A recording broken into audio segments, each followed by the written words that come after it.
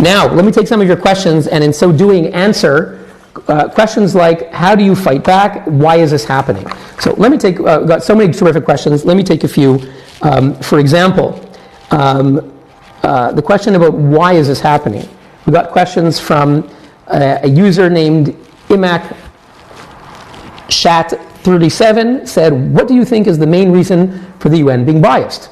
S. Hertzfeld asked, why do UN leaders, even those coming from the West, adopt an anti-Israel bias?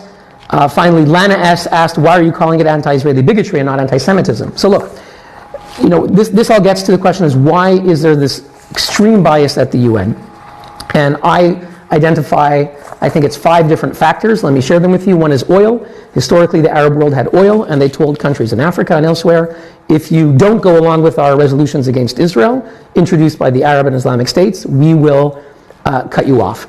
And so that the oil weapon is always and remains very powerful. Second, sovereign wealth funds. The Arab states like Qatar would say, you want us to invest billions of dollars in your country. If you don't vote for our resolutions, you don't get the money. So oil, money. Finally, vote trading. A big part of the UN works by vote trading.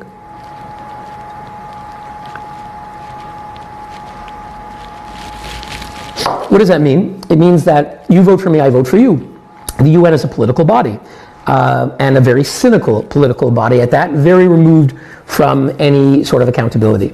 And so you have 56 Islamic states, and you have one Jewish state. The 56 Islamic states say, they go to countries in Africa, in South America, around the world, and they say, if you vote for our resolutions on Israel, we'll vote for you. So you might be China, which may not necessarily have hostility to Jews or Israel, but they want the votes, and they want to make sure that the Islamic countries will never condemn them at the UN for what they do to Muslims. China has 1 million Muslims in camps in Xinjiang, the Uyghurs, and there's never been a single resolution, commission of inquiry, special session against China for how it persecutes, subjugates, and puts 1 million Muslims in concentration camps, because the Muslim countries make a deal, you vote for us on Israel, we leave you alone. So vote trading, very significant. Finally, I'll mention terrorism. There is a fear of terrorism. Historically, if you're one of the small minority of countries who vote with Israel, you could suddenly find terrorism within your borders, and countries are afraid. So if you add these together, the influence of oil, sovereign wealth funds, vote trading, fear of terrorism, and finally, I would say, these are all rational factors. I would also mention anti-Semitism. In the Middle Ages, in Europe, when there was the Black Plague, they said the Jews poisoned the wells. The Jews were the scapegoat for the world, and they persecuted and killed and burned Jews throughout the Middle Ages for things like that. In the modern times, the Jews remain a scapegoat. It's just in a modern form, so it's the Jewish state. And if there's human rights violations in the world, if there's war in the world, once again, it's the Jews at fault. And you see that time and time again, and that Israel is effectively a modern manifestation of this form of scapegoating. Effectively, Israel has become the Jew among the nations. So I think that anti-Semitism, Lana asked, why don't you call it anti-Semitism? I do think there are several factors. They are realpolitik. Israel is small. It doesn't have huge amounts of oil and money and votes. So I think realpolitik plays a main factor, but definitely historic hostility towards Jews clearly plays a factor at the UN. Speaking about anti-Semitism, Maya Ruber asks, does the anti-Semitism we see in the UN mostly originate from Soviet propaganda? It's a really good question. It means, Maya, a little bit of your history, for sure. In 1975, the United Nations General Assembly adopted the Zionism is Racism resolution. And this was a shameful resolution, which basically demonized the very idea of the State of Israel.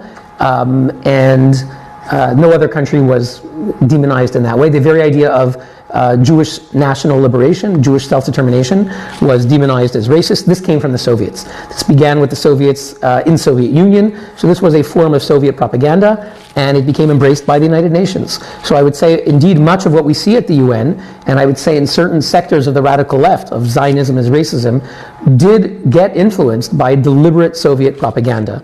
So there is definitely those historical origins. RaKP asks, is there data to suggest that Israel isn't the human rights abuser the UN suggests it to be? And yes, there is data. There's a group called Freedom House, which Freedom Freedom House is an organization that does freedom in the world, does a survey around the world of countries. They rate countries as free, partly free, not free. And if you look in the past several decades, Israel is rated free, and they explain their data and why that is the case. So you'll see, for example, that Israel has an elected parliament. If you don't like the government, people didn't want Netanyahu, they elected another coalition, they kicked him out. You can change governments in Israel, and indeed they fall all the time. There's an elected democracy. There is a judiciary. I actually clerked on the Supreme Court of Israel, and a case where thousands of petitions are brought every year, where an independent judiciary can review decisions made by the government. There is a vigorous free press, you might say hyper-vigorous. So the key institutions of democracy are definitely there in Israel. No democracy is perfect. Israel is not perfect, but this is one of them. Finally, so I do think that Freedom House is a good place to look. You see countries compared, and Israel is rated free. But I think anyone just studies democracy in Israel will see that whatever issues there are, it is a vibrant liberal democracy. Celine Rubin, who is an eminent jurist in Los Angeles, California, asks if we think the UN, do you think the UN has, in a way, rewritten history, especially with Resolution 2334? So, Celine, yes, I do think that the UN often rewrites history, and I've seen it in small ways and large ways. Small ways, I remember the UN did a press release when the Human Rights Council was created in June 2006, but then a year later they created the rules of the Human Rights Council in June 2007, and I was there, and there was a deadline that they had to do certain things by midnight deadline, and they missed the midnight deadline. But the press release the next day pretended that everything was done before midnight, so they literally rewrote history moments after it happened, and everyone saw it, and the Canadian government objected to it. And so there's little ways that history is rewritten, and there's large ways. You mentioned Resolution 2334 for people who don't know. This was the final days of 2016 under the Obama administration. Obama was angry at Netanyahu for several reasons, and Obama told Netanyahu, I can no longer protect you at the UN. And indeed, Obama allowed, and some say, and there's evidence to believe that the Obama administration encouraged the introduction of this resolution, which actually Egypt introduced. Then Egypt withdrew it under pressure from the incoming Trump administration. But then I think it was New Zealand and Senegal and I think Indonesia, which introduced the resolution the next day. America abstained, but it seems that America also wanted the resolution to come. This resolution, 2334, says that Jerusalem, including the Jewish quarter of Jerusalem, including the most historic sacred Jewish places, which include the Temple Mount and the Western Wall, that these are all occupied Palestinian territory. And that is rewriting history. These areas were never part of any Palestinian sovereignty. It was under Jewish sovereignty 2,000 years ago, and then under the Romans and Islamic control and the Crusaders and the Mamluks, and you can go on and on. There never was a Palestinian sovereignty there. The last one before Israel was Jordan. Only 2 countries in the world recognized it. So to say that the Jewish quarter of Jerusalem is Palestinian territory is definitely rewriting history. A few more questions that we have here. We're going to try to get to as many as we can in the next 5-10 minutes. Can't we all, Israel Daisuke asks, can't we all ignore the UN? Maybe start something new like United with Israel Coalition? Someone else asks, how can we as democratic states change or replace the UN to stop it being controlled by tyrannies? Look, my opinion on this is that realistically, whether you like it or not, you can't get rid of the United Nations. It's there. It is there. And we see that countries, even the most skeptical countries, like at times the Republican administration, don't try to get rid of the UN. It's there to stay. Can you get an alliance of democracies? It was tried. In the 1990s, Madeleine Albright created something called the Community of Democracies. You had a number of countries joining this Community of Democracies, but it never became a significant, substantial political body. It met once every 2 years. No one was willing to really replace the UN. The EU has their own club of democracies. They like the UN. They have good treatment there. It's not realistic at all to imagine that the UN will be replaced. Does it mean can you not do things outside the UN? No, of course you can. NATO can act when it wants to, and it has. The European Union, which is a club of democracies, can act, and it has. The G7 can act, and ad hoc. The US, Canada, and other democracies can act in their own capacity at the UN to deliver statements and all that sort of thing. So, and even if you get rid of the UN, you wouldn't solve the problems. Other universal bodies, if it's the Red Cross Federation, even FIFA, the World Football Organization, you see them singling out Israel. So whenever you get a world body, you do get the singling out of Israel. Why do your consistent mic drop moments, this is SM Rose Makeup, asks, why do your consistent mic drop moments not make most other delegates wake up? Well, thank you, SM Rose Makeup, for your kind words. Despite our best efforts, the United Nations is a very cynical place. Governments act according to their interests, their perceived interests, and you can make the best arguments. Most of the UN delegates, their hearts are made of stone, they're acting under orders, and you could convince the person next to you, but a political deal has been struck. I already explained to you the pressure of the oil sovereign wealth funds votes to get the 56 Islamic votes means that countries are not likely to change their vote, even with my best mic drop moments. And if you haven't seen, we just have a video that came out on our campaign page. You can look for our 2021 campaign page. It's in our various posts and links on our platforms. And you'll see the video, which has some of our greatest moments. But sadly, the UN remains a very cynical place. Rona Litvak asks, is there a point in arguing with someone who wholeheartedly believes Israel is evil? Look, beyond the Israel issue, I believe if you're arguing with someone whose mind is totally convinced and who's not interested in learning if they made a mistake and really having a discussion, it's not worth it. I'm involved in debate and argument all the time. I will never debate someone who I think their mind is entirely made up unless it's a public thing where actually, you have to convince a larger audience on TV or on Twitter or something. But if you're in a conversation with someone who really is not interested, then I think you do a cost-benefit analysis and you shouldn't waste your time. But you should definitely try to convince people, and there are many people whose minds can be changed with the facts. An unknown person asked, has anyone ever approached you and said their mind has changed because of your advocacy? Well, I don't know if it's really things happen like that, but certainly people over the years have said that our work and education of public opinion is very significant, and I will get private moments diplomatically where diplomats will come up to me privately and say that they like to watch my speeches, and they'll whisper to me. They don't want to be seen sometimes next to me because I'm kind of toxic at the UN. I even have UN officials sometimes coming to me that whenever I speak they listen.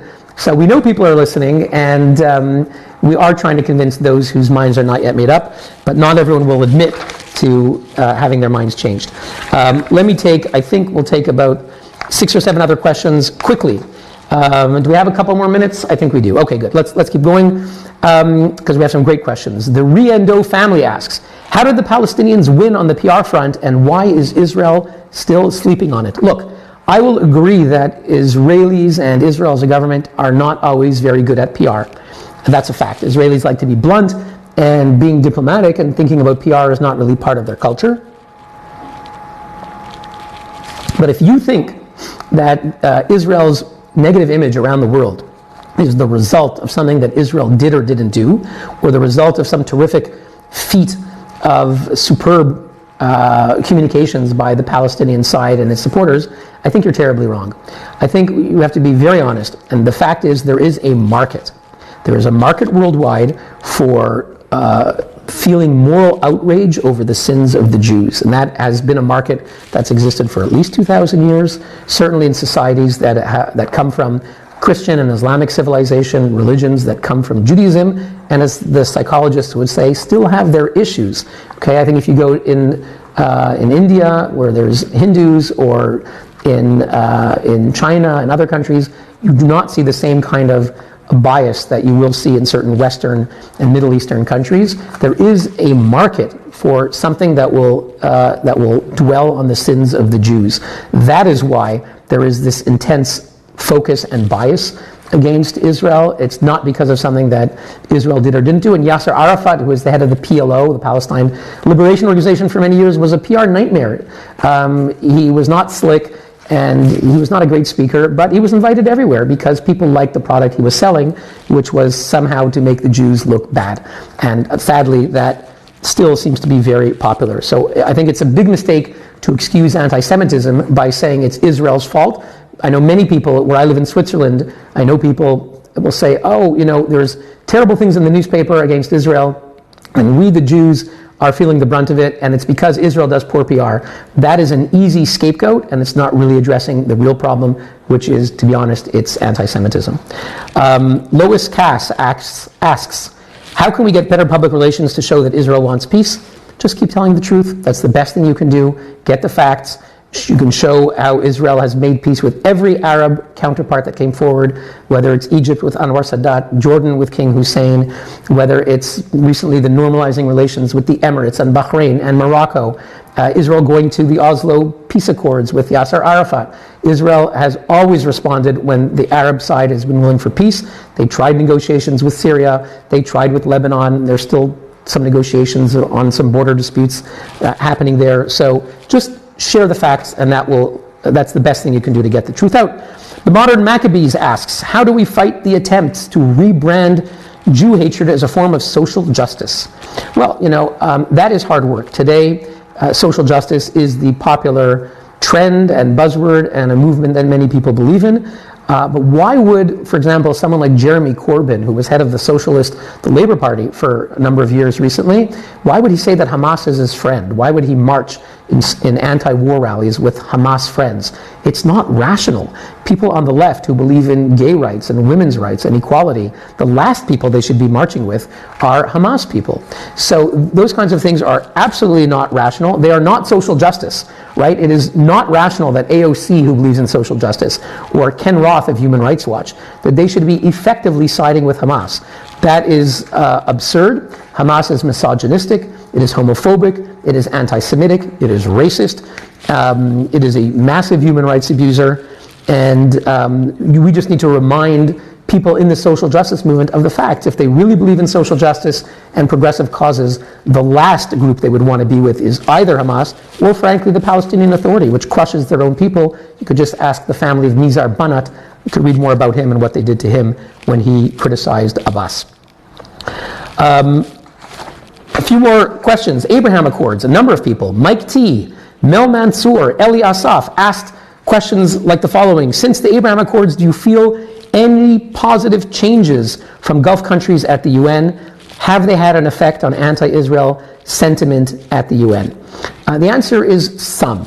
Okay, the countries from the Abraham Accords, Emirates, Bahrain, Morocco, are still voting against Israel at the UN. But guess what? So do well over 100 other countries. It's wrong, it shouldn't happen, but it's unlikely to expect that the Emirates is going to be more pro-Israel than countries like Singapore or countries in South America that don't have historic, enmity of the Arab-Israeli conflict. Most countries vote against Israel. It's wrong, but they do. So it's unlikely to expect that these new countries joining the Abraham Accords are going to change their votes at the General Assembly. But Bahrain last year abstained on a vote against Israel. They were absent on a vote on Israel, so I think they were absent on purpose, so that was an interesting thing.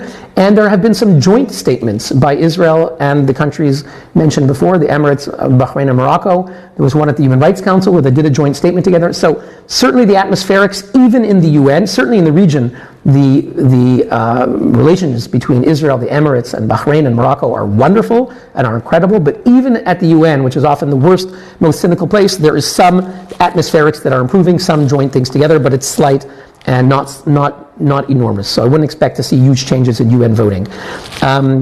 L.J. Fowle asks, is a less anti-Israel future possible? Is it a never-ending fight? No, it's not a never-ending fight. We hope that countries can change their votes. The UK recently changed their votes. We had 38 countries that refused to go to the Durban 4 conference, a part of a historic anti-Semitic process that took place in September of this year. 38 countries didn't go. We played a key role in getting countries not to go. So we do believe you can fight anti-Israel bias, but obviously hatred against Jews has been enduring hatred for millennia. So it is not a simple battle.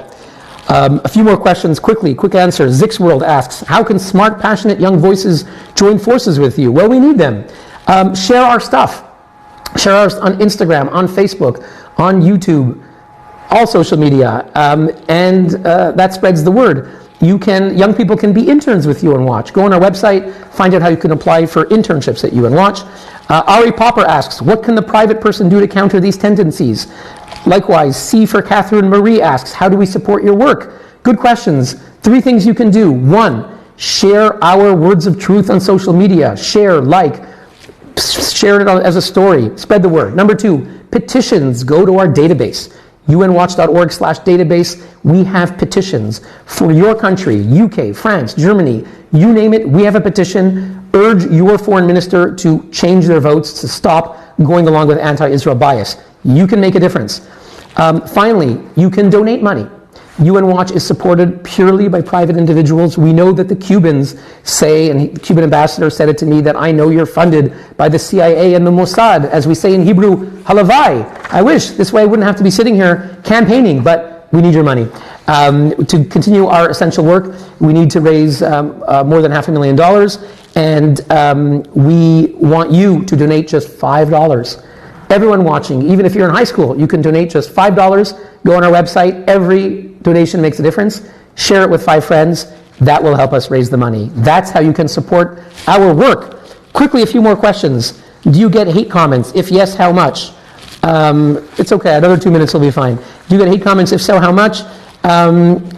Sure, in comments, we get all kinds of hate comments. But look, at the UN, I get vitriolic condemnations from the world's worst regimes. Syria and Libya and Iran and China and Russia and Cuba and Venezuela say the worst things about me and UN Watch, and to be honest, often it's a badge of honor. It's not nice to be hated, but we try not to let it influence our work.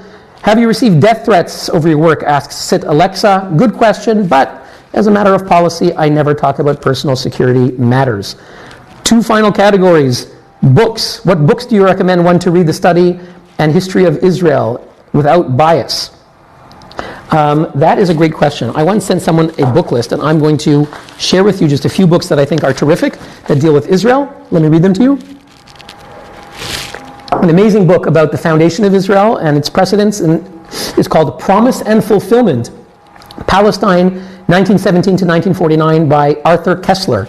An amazing book, brilliant book about the British Mandate and the foundation of Israel, 1917 to 1949. A second book, if you're interested in philosophy and Judaism and big picture ideas, you should read an amazing book called A People That Dwells Alone. It's one of my favorite books.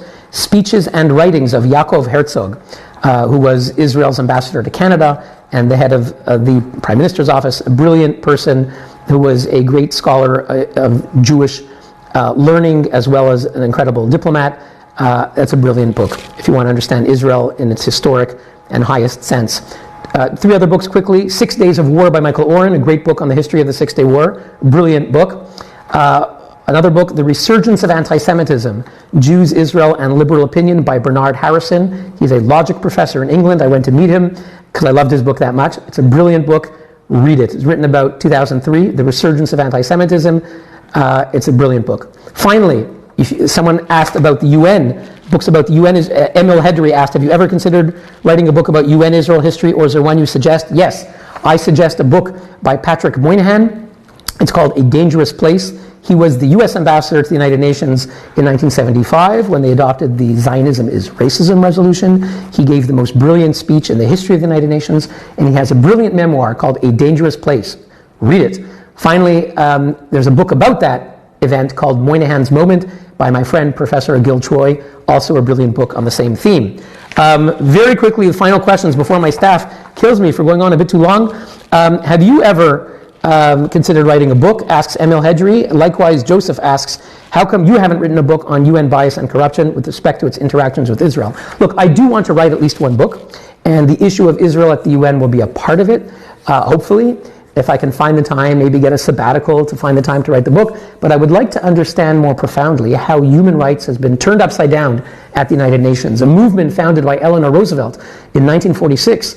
The most eminent philosophers now have some of the worst scoundrels on the Human Rights Council. People like Ken Roth, the head of Human Rights Watch, who sides with Hamas and who's obsessed with demonizing Israel. How did the human rights movement get so corrupted? These are some of the things that I want to look at. I think that's basically all the time we have. Let me wrap up by saying a word about our campaign before we forget. Give me just a second. Well, here it is. Okay. Our campaign needs to raise $1 million before the end of this year. We have already raised at least half. We need to raise much more. You can help us. You can donate. You just need to donate $5. That's all we're asking. We're asking $5. And inspire 5 friends to do the same. Go on our website, go on our platform, see our social media posts, see our stories. You can see the links. You can click to donate. And we really appreciate your support. Thank you to everyone who donated already. We've already raised tens of thousands of dollars thanks to your generous support. Thank you to everyone today who followed, who asked questions, who is supporting us. Please spread the word. Thank you so much for joining. And we'll see you again on Monday. We're going to do a few more of these live events. The next one is on Monday, same time, 12 noon Eastern time. We are going to be looking at monitoring the United Nations. I will be taking your questions as well. Please submit your questions. You can see how to do it on our various posts. Please submit your questions, and I will do another live Monday at 12 noon Eastern time, 6 p.m. Geneva, 7 p.m. Jerusalem. Thank you, everyone. It's been a great first live broadcast. We'll see you on Monday. Bye-bye.